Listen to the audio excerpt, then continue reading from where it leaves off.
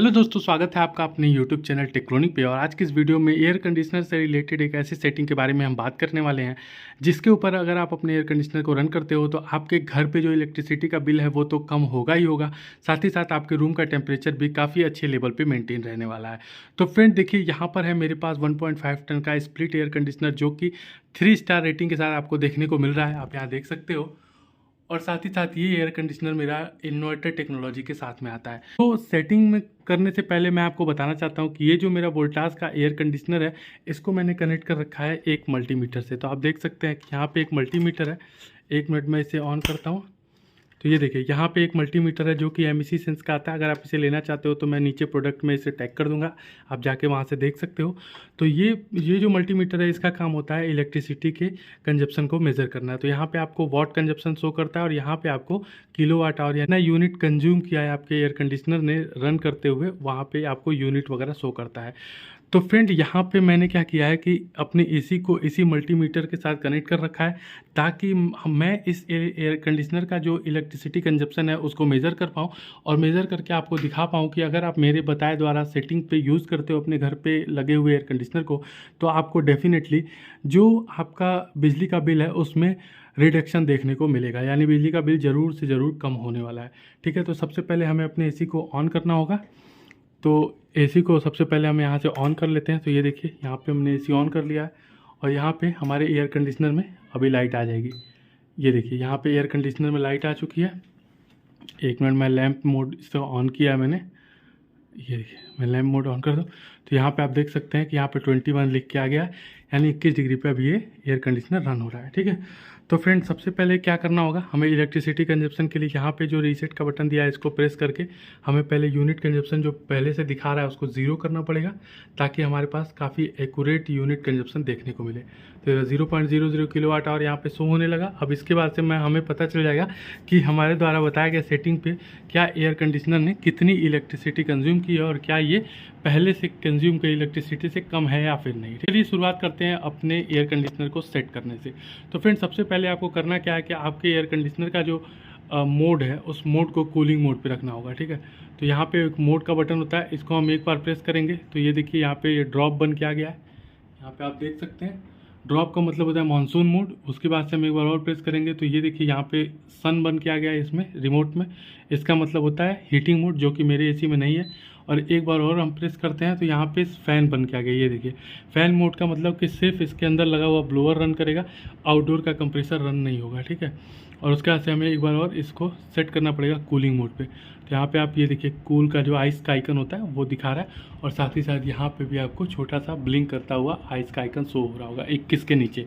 तो इसका मतलब है कि हमारा AC जो है वो कूलिंग मोड पे सेट हो चुका है। तो सबसे पहले आपको अपना मोड चेंज करके कूलिंग मोड पे लाना होगा।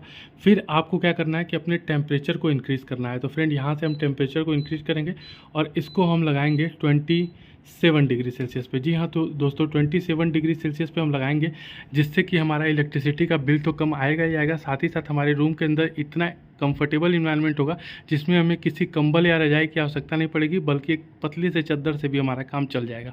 और आप खुद सोचिए कि अगर गर्मियों में आपको पतला चद्दर ओढ़ के सोना पड़ता है, इसका मतलब कि डेफिनेटली आपके कमरे का जो इन्वायरमेंट है, जो उसकी कंडीशनिंग है वो बहुत ही परफेक्ट हो चुकी है और आपको बिल्कुल भी गर्मी तो नहीं लग रही है। ठीक है, और उसके बाद दोस्तों आपको तीसरा जो सेटिंग करना होगा वो होगा आपकी फ़ैन की स्पीड को।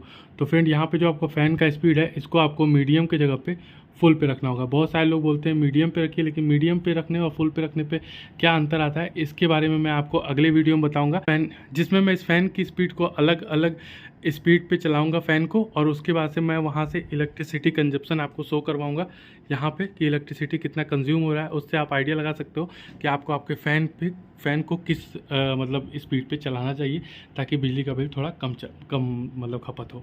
ठीक है, और उसके बाद से जो आपको तीसरा सेटिंग करना है वो बहुत इंपॉर्टेंट है और वो होता है दोस्तों यहाँ पे बटन देख सकते हैं आप, स्लीप मोड दिया हुआ है, स्लीप का बटन दिया हुआ है। इस स्लीप के बटन को आपको प्रेस कर देना है।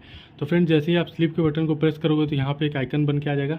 ये देखिए सोते हुए चंदा मामा, इनका मतलब होता है कि हर 2 घंटे के बाद आपका जो ये एयर कंडीशनर का जो टेम्परेचर है वो 1 डिग्री से इंक्रीज हो जाएगा। ठीक है, तो आप ये 4 सेटिंग कर लो अपने AC में। और पहला आपको अपने AC को कूलिंग मोड पे रखना है, दूसरा उसके टेम्परेचर को 27 पे रखना है, और तीसरा आपके फ़ैन के स्पीड को मैक्सिमम पे रखना है, और चौथा कि आपको अपने एयर कंडीशनर को स्लीप मोड पे रन करना है।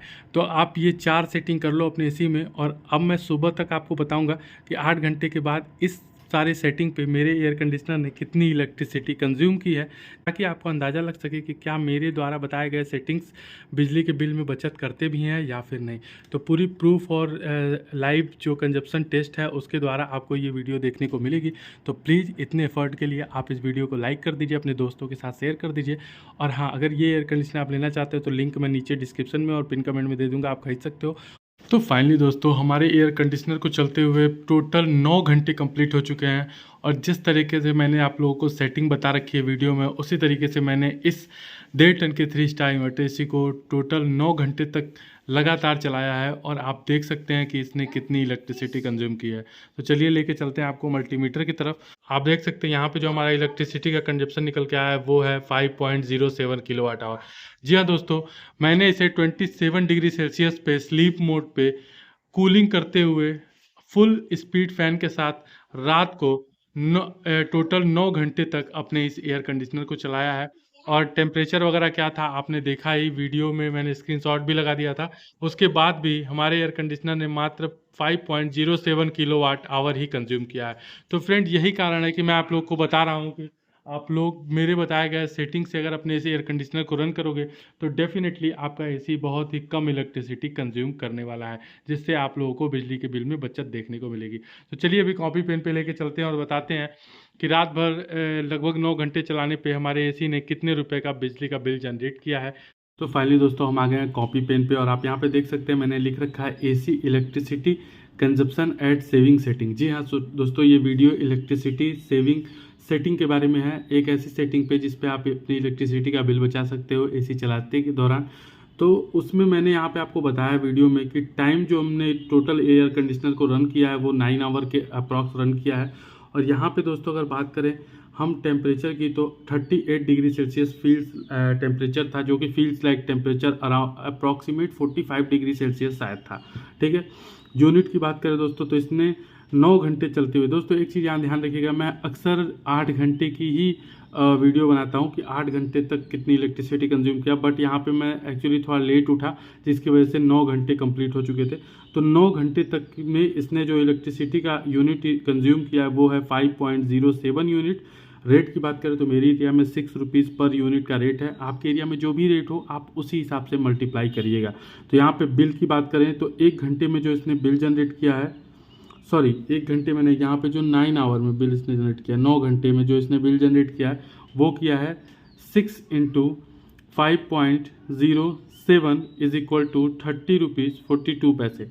ठीक है दोस्तों, तो इसको मैं अप्रॉक्सीमेट 31 रुपये मान ले रहा हूँ। तो इसने 9 घंटे चलते हुए एयर कंडीशनर को जो बिजली का बिल लेना पड़ा है वो है 31 रुपये का। और साथ ही साथ अगर इसी सिनेरियो पे आप पूरे मंथली अपने एसी को रन करते हो 9 घंटे पर डे, अगर गर्मी इसके अप्रॉक्स पड़ रही है आपके एरिया में और आप 9 घंटे पर डे चलाते हो इसी सेटिंग के ऊपर, तो आपका जो मंथली बिल बनेगा वो बनेगा 31 multiply by 30 is equal to 930 रुपये। 930 रुपये यानी 900 रुपये के अप्रॉक्स बनेगा। मैं इसे राउंड फिगर करके 1000 रुपये मैंने लिख दिया है।